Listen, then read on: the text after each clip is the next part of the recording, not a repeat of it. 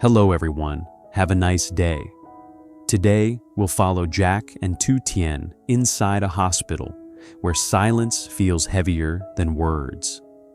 As they wait for test results, fear and love collide until one moment finally decides whether they can breathe again. If you find it interesting, don't forget to subscribe to the channel so you don't miss the next videos. Let's begin. The waiting hall didn't feel like a hallway anymore.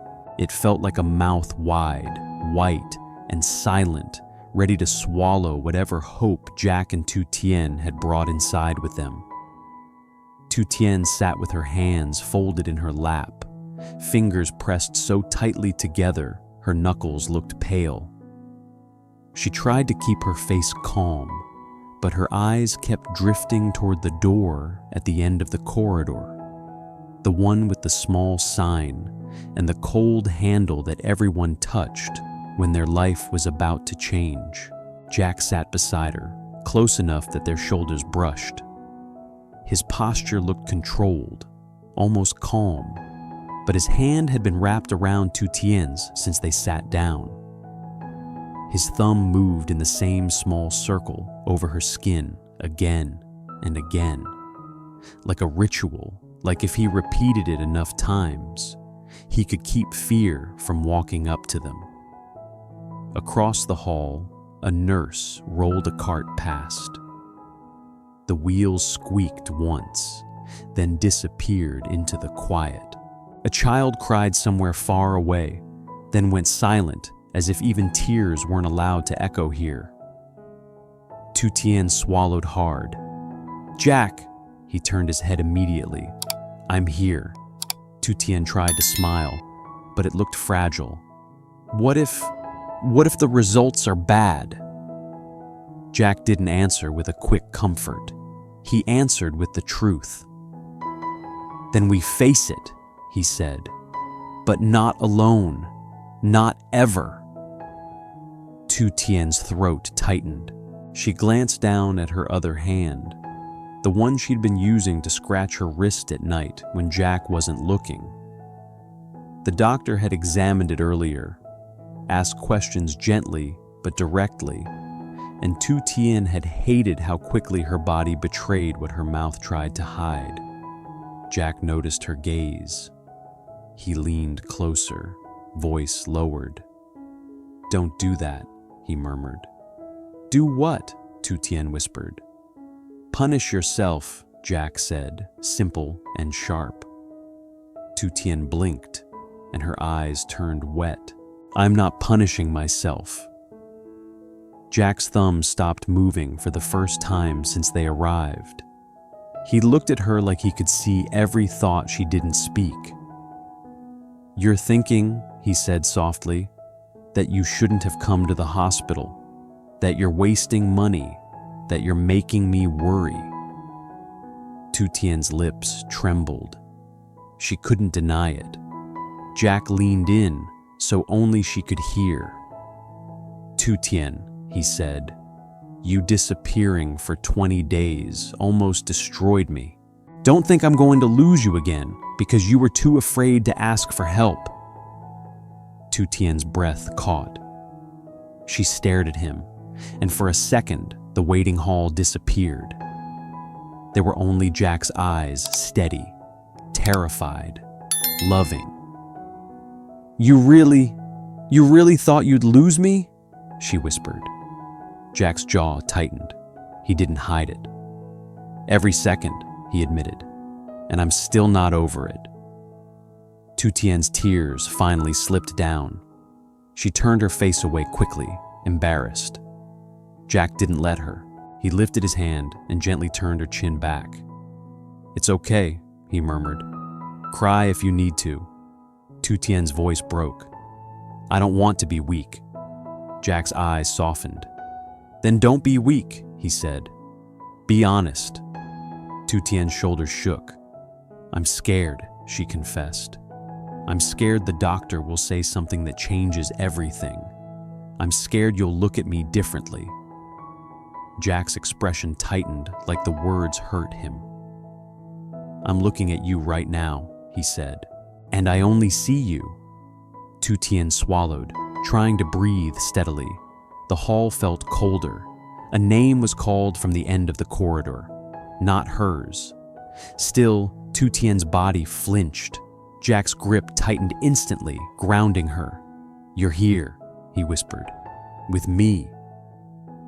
Tu Tien nodded, but her eyes stayed fixed on the door. The silence stretched so long, it started to feel like a punishment. Jack forced himself to stay calm for her. He reached into his bag and pulled out a bottle of warm water, placing it in her hands. Drink, he said. Tu Tien stared at it. I can't. Jack didn't raise his voice. He just held her gaze with quiet authority. One sip, he said. For me. Tu Tien took a sip.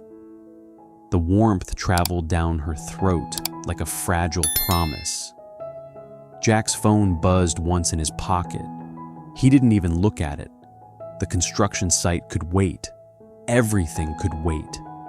Because this was the moment that mattered. Tu Tien watched him. You're supposed to work today. Jack's eyes didn't leave hers. I'm working, he said. Tu Tien frowned slightly. How? Jack lifted their linked hands a little. I'm keeping you alive, he murmured. That's my job today. Tu Tien's chest tightened so hard she thought it might crack. She squeezed his hand back. A nurse walked toward them, stopping briefly to check the clipboard. Tu Tien's heart jumped into her throat. The nurse kept walking past. Tu Tien's breath released in a shaky rush. Jack exhaled slowly, then leaned closer, his voice turning gentle again. Tell me the truth, he said. How long have you been feeling it? Tu Tien hesitated, her eyes lowered. After I came back, she whispered. At first I thought it was just the cold or the stress. Then I noticed itching, discomfort. I didn't want to scare you. Jack's eyes darkened. Not with anger at her anger at the pain she'd carried alone. Why didn't you tell me? He asked, voice low. Tu Tien's voice was barely audible. Because you've already done too much. You bought the land, the house. You searched for me. I feel like I'm just spending your money and bringing you problems. Jack went still. Then he leaned in until his forehead almost touched hers. Tu Tien, he said, firm and trembling at the same time. Listen carefully. Tu Tien looked up. I'm not keeping score, Jack said. I don't love you because you're cheap. I love you because you're you. Tu Tien's tears fell again, quiet and unstoppable. Jack wiped them with his thumb like he had all the time in the world. And if the results are bad, he added, voice turning steel, we fight. If they're good, we still take care of you. Either way, your life is not a burden. Tu Tien nodded, shaking. Then, at the end of the corridor, the door opened. The waiting hall seemed to stop breathing. A doctor stepped out, scanning the seats. Tu Tien's heart slammed in her chest so hard it hurt. Jack stood instantly, pulling Tu Tien up with him, still holding her hand like a lifeline. The doctor looked down at the paper in his hands, and Tu Tien realized she couldn't hear anything anymore. Not the squeak of carts, not the distant footsteps. Only the sound of Jack's voice beside her, low and steady. Whatever happens, he whispered, you don't let go of me.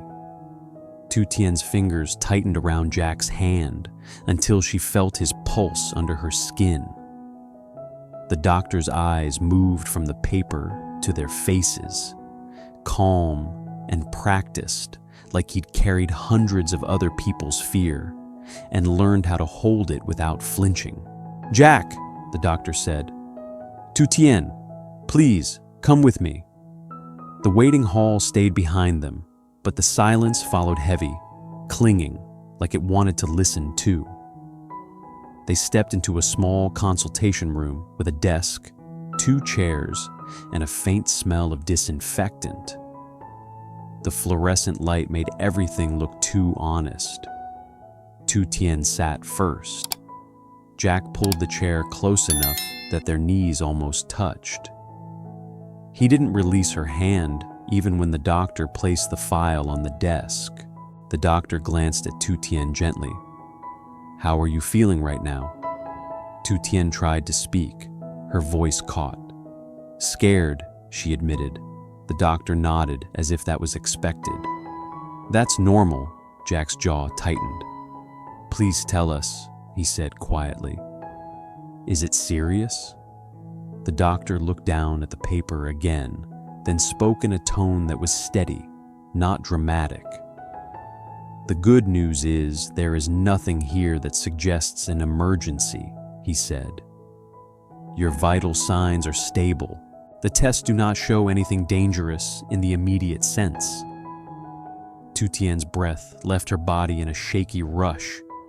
Her shoulders sagged like someone had cut a rope, holding her upright. Jack didn't celebrate yet. His eyes stayed sharp. "And the bad news?" The doctor met his gaze. "It's not bad news. It's manageable news," he corrected. "Your symptoms match inflammation and sensitivity. Stress and lack of rest can worsen it. If you ignore it, it can become chronic and affect your quality of life." Tu Tien's fingers trembled. "So, I'm not dying." The doctor's expression softened slightly. "No," he said, "but you need to treat your body like it matters, not like it can wait." Jack nodded once, absorbing every word like a plan. "What do we do?" The doctor began listing it calmly. Medication, warm hygiene, avoiding irritants, nutrition, sleep, follow-up. He explained what to watch for, what would require returning sooner, and when to come back. Tu Tien listened, but her eyes kept drifting to Jack, like she needed to confirm he was still there, still steady. Jack asked questions with quiet precision. "Can she work? Can she smoke?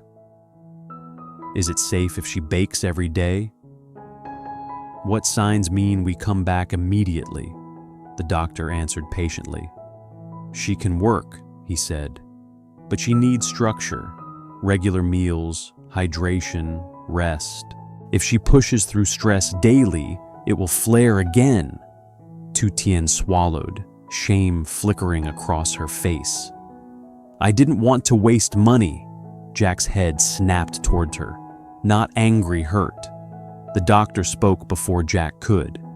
"This is not a waste," he said firmly. "This is prevention, and prevention is always cheaper than regret." Tu Tien's eyes filled. She nodded quickly, like she was trying to accept permission she'd never given herself. The doctor slid the prescription across the desk. "You're lucky," he added gently. "You came in before it became something heavier." Jack's fingers curled around the prescription.